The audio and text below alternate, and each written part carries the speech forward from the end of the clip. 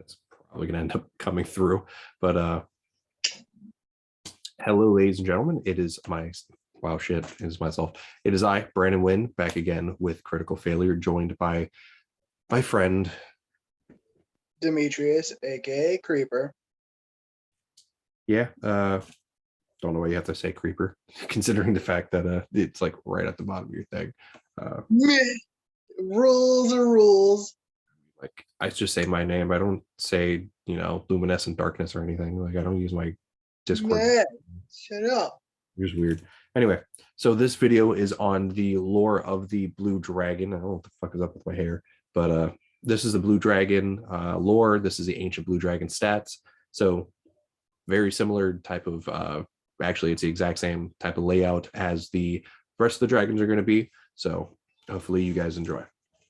So like normal, whenever Demetrius is here and we're doing monster manual videos, I'm going to kind of talk. He's going to chime in whenever he decides to see fit. So we're going to get straight into it. The blue dragons are vain and territorial. Blue dragons soar through the skies over deserts, preying on caravans and plundering herds and settlements in the verdant lands beyond the desert's reach. These dragons can also be found in dry steppes, searing badlands, and rocky coasts. They guard their territories against all potential competitors, especially brass dragons. So I guess brass dragons have a lightning ability also, because they typically hate the same element as themselves. So brass dragons are probably either fire or lightning. I think it's fire for some reason, but we'll figure it out. Yeah, I thought brass dragons were fire. Dude, they're all kind of weird. I might be thinking of the bronze dragon that's fire, that's lightning, but regardless. A blue dragon is recognized by its dramatic frilled ears and massive ridged horn atop its blunt head. Rows of spikes extend back from its nostrils to line its brow and cluster on its jutting lower jaw. The blue dragon scales vary in color from iridescent azure to a deep indigo, polished to a glossy finish by the desert sands. As the dragon ages, its scales become thicker and harder, and its hide hums and crackles with static electricity. These effects intensify when the dragon is angry or about to attack, giving off an odor of ozone and dusty air. Now, this kind of makes me hope that there's like a type of effect where if you get close, you have to and you're wearing like metal armor or some shit, you might take like some lightning damage or some shit. I think that'd be pretty cool. If not, that would be interesting. Yeah, let's say if you're in a specific vicinity, like 10 feet or so. Depending on the size, I think an ancient would definitely have like 10 to 15 feet, while an adult would probably have 10. There's you have to roll for like a potential, damage due to just the vicinity. We'll see how it goes, but we'll figure it out. Vain and deadly. A blue dragon will not stand for any remark or insultation that it is weak or inferior, taking great pleasure in lording its power over humanoids and other lesser creatures. A blue dragon is a patient and methodical combatant. When fighting on its own terms, it turns combat into an extended affair of hours or even days. Jesus Christ. Attacking from a distance with volleys of lightning, then flying well out of harm's reach as it waits to attack again. That thing is basically a dick. Desert predators, though they sometimes eat cacti and other desert plants to sate their great hunger, blue dragons are carnivorous. They prefer to dine on herd animals, cooking these creatures with their lightning breath before gorging themselves. Their dining habits make blue dragons an enormous threat to desert caravans and nomadic tribes, which become convenient collections of food and treasure to a dragon's eye. When it hunts, a blue dragon buries itself in the desert sand, so only the horn on its nose pokes above the surface, peering between an outcropping of stone. When prey draws near, the dragon rises up, sand pouring from its wings like an avalanche as it attacks. I was about to say, that could be to me, if I was trying to find shade in the desert, I would go to something like that. Yeah. And then I would just end up getting eaten by a fucking dragon. Overlords and Minions. Blue dragons covet valuable and talented creatures whose service reinforces their sense of superiority. Bards, sages, artists, wizards, and assassins can become valuable agents for a blue dragon, which rewards loyal service handsomely. I'm actually quite impressed that these things do that, because usually they just fucking kill them. That's actually really, really impressive. Oh, I can see like I kind of feel like once they lose their like abilities to like please them, they'll probably end up getting killed. But that's actually pretty impressive. yeah. Blue dragon keeps her lair secret and well protected, as fucking all of them. Uh, and even its most trusted servants are rarely allowed within. It encourages onkegs, giant scorpions, and other creatures of the desert to dwell near its lair for additional security. Older blue dragons sometimes attract air elementals and other creatures to serve them. I'm assuming ancient dragons are probably along that, or at least damn near ancient dragons. Yeah. Hoarders are gems. Though blue dragons collect anything that looks valuable, they're essentially fond of gems. Considering blue to be the most noble and beautiful of colors, they covet sapphires, favoring jewelry and magic items adorned with those gems.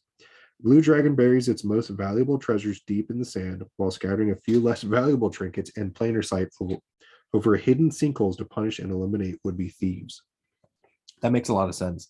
You know, if you somehow get into its like lair, pitfalls and shit would be just like out the ass. Like what you do see would probably be like the entire issue. Yeah. Anything that's there is the trap itself. Yeah, What you everything is don't actually see underneath where is you're going to now join. You know, have to like it's like one of those like the corn silos or whatever, like that you're not supposed to step in because you'll just sink. It's like I imagine it's like that where you'll just go into it and you'll slowly start sinking, and then you'll like be basically suffocated from like the inability to get out. But now we're on the layers. Go I ahead. just want to take a second though and appreciate the fact that of the dragon types, this is the one that is willing to take people that are the strongest or most interesting to it and like force them into like servitude. I Yeah. like that because I mean, like, it there's others that shows will put thinking. like all the dragons will make slaves, but like it seems like they're the only one that will reward you for being a slave or a servant or however you want to talk about it. Like they're willing to reward and be like, yeah, freaking like you're cool. Like I'll probably kill you if you become useless or turn against me, but yeah, you know, it's like that's how I kind of imagine. Like they're less than dickheads about it. They're still Yeah. like they still are gigantic egotistical assholes, but still. Uh, a blue dragon's lair. Blue dragons make their lairs in barren places, using their lightning breath and their burrowing ability to carve out crystallized caverns and tunnels beneath the sands. Thunderstorms rage around a legendary blue dragon's lair. Narrow tubes lined with glassy sand ventilate the lair, all the while avoiding the deadly sinkholes that are the dragon's first line of defense amongst the giant scorpions, onkeks, and whatever else. A blue dragon will collapse the caverns that make up its lair if the lair is invaded. The dragon then burrows out, leaving its attackers to be crushed and suffocated. When it returns later, it collects its possessions along with the wealth of the dead intruders. So similar things to what I was talking about. The lair actions. Now, this is the last bit of lore, and these things go on forever. On an initiative count 20, losing initiative dies, the dragon takes a lair action to cause one of the following effects. The dragon can't use the same effect twice in a row. The first effect, a part of the ceiling collapses above one creature that the dragon can see within 120 feet of it. The creature must succeed a DC 15 saving throw or take 10 average 3d6 bludgeoning damage to be knocked prone and buried. The buried target is restrained and unable to breathe or stand up. The creature can take an action to make a DC 10 strength save, ending the buried state on its success. I would just say that I would make it like a DC 15, and then if someone helps you, it's their entire action. If they have because you're underneath it, you're probably not going to have the ability to push off of it very easily. So someone else coming through would probably be better. Like I would say if it's on your own, it would be a DC 15. And like if you have a partner or someone that's helping you, then it is reduced to like the DC 10. Because then Yeah, it the is reason is just maneuverability. Like I'm imagining your arms are kind of underneath you, so you don't have that leverage where someone else above you does. yeah. The second ability, a cloud of sand swirls about in a 20-foot radius sphere centered at a point the dragon can see within 120 feet of it. The cloud spreads around corners, which is actually impressive. Each creature in the cloud must succeed on a DC 15 Constitution saving throw or be blinded for 1 minute. A creature can repeat the save at the end of its turns, ending the effect on a success, which basically is just like a darkness spell, which you get to save instead.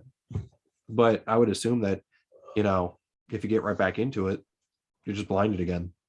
Like there's no point in like staying inside. Uh, Lightning Yeah. arcs, forming a 5 foot line between two of the layer's solid surfaces that the dragon can see.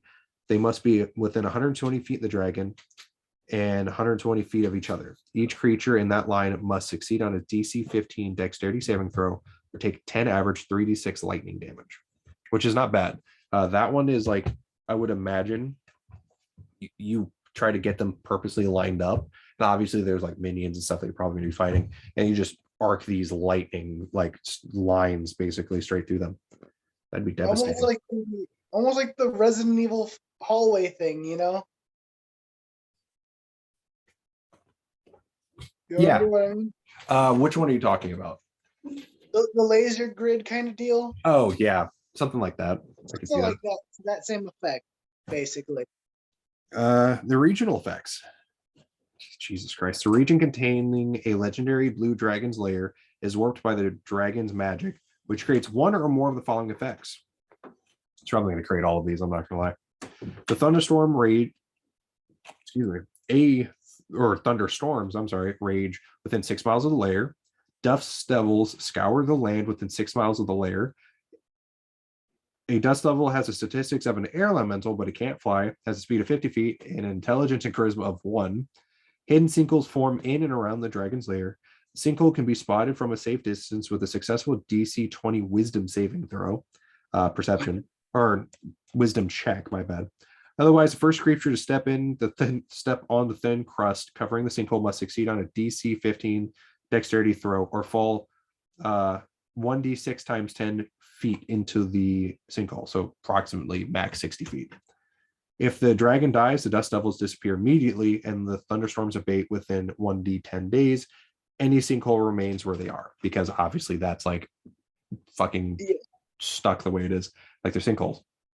Now we're on the stats of the ancient blue dragon. This thing's a fucking gargantuan dragon and it's lawful evil. I'm not even sure if the other one. Yeah, I was going to say the adult black dragons, like all the black dragons are chaotic evil. So this is the only lawful evil one. So that makes a lot of sense. That it's like, kind of more on the good side. Not good, obviously, but lawful. It's an AC 22 natural armor, average hit point of 481, 26 d20 plus 208. Speed is 40 feet, burrow speed of 40 feet, and a flight speed of 80 feet. Its strength is 29 plus 9. That's fucking high as shit. It's got a dex of 10 plus 0. What the fuck? Why is the dex so low? The dex of the ancient black dragon is way higher. It has a constitution 27, which is higher than the black dragon, intelligence of 18 plus 4, wisdom of 17 plus 3, and a charisma of 21 plus 5. Its proficient saving throws are dexterity plus 7, meaning it has a plus 7 bonus. A constitution of 15, wisdom of 10, and charisma of 12. Its proficient skills are perception and stealth, which are 17 and 7 accordingly. It's immune to lightning. Its senses are blind sight up to 60 feet, dark vision up to 120 feet, a passive perception of 27. It speaks Common and Draconic, and it's a challenge rating 2350,000 experience points. Not gonna lie, this thing will probably speak more than 2 languages. It's fucking ancient, literally. Yeah. It has legendary resistance 3 times a day. If the dragon fails a saving throw, it can choose to succeed instead. It has multi-attack. The dragon can use its frightful presence. It then makes 3 attacks, 1 with its bite and 2 with its claws. Its bite is a melee weapon attack, plus 16 to hit, reach of 15 feet, 1 target only, 20 average, 2d10 plus 9 piercing damage, plus 11 average, 2d10 lightning damage. The claw is a melee weapon attack, plus 16 to hit, reach of 10 feet, 1 target only, 16 average, 2d6 plus 9 slashing damage. This thing has a lot of attacks. Its tail is a melee weapon attack, plus 16 to hit, reach of 20 feet, 1 target only, 18 average, 2d8 plus 9 bludgeoning damage. Its frightful presence. Each creature of the dragon's choice that is within 120 feet of the dragon, aware of it, must succeed a DC 20 wisdom saving throw or become frightened for 1 minute. Creature can repeat the save at the end of its turn, ending on a success. If a creature saving throw is successful. Okay. Oh, wow. That confused me for a second. Basically, it's saying if it succeeds, it's immune for the next 24 hours. Okay. It just confused me for a second. That's unplugged, man.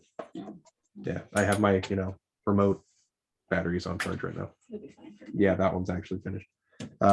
It's lightning breath, recharges on a D6 roll of 5 or 6.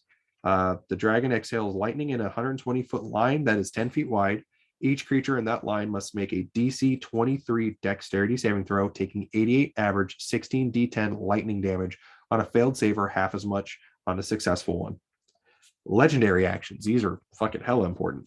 They have 3 of them. You can only choose, you can't choose 2 in a row, I don't think. No, I can. I was wrong. You just can't do 2 right after another. So basically what happens is it goes on someone else's turn. I was thinking of layer actions. But basically say that there's like 3 enemies against the dragon. It can go right after each of those turns. Okay. It can make a wisdom or a perception check. It can make a tail attack. And its wing attack costs 2 actions, so it takes 2 of 3. The dragon beats its wings. Each creature within 15 feet must succeed on a DC 24 dex saving throw, takes 16 average, 2d6 plus 9 bludgeoning damage, and be knocked prone. It then flies 40 feet because that's half of its flying speed. So, yeah, that's the ancient blue dragon. And that's fucking a lot of writing. I'm not even going to fucking joke. But yeah, I hope you guys enjoyed this video. My hair is a fucking mess. And please leave a like and subscribe. Go ahead and comment down below. And we're going to crank out the next 3 of these videos. So see you guys later. See you later.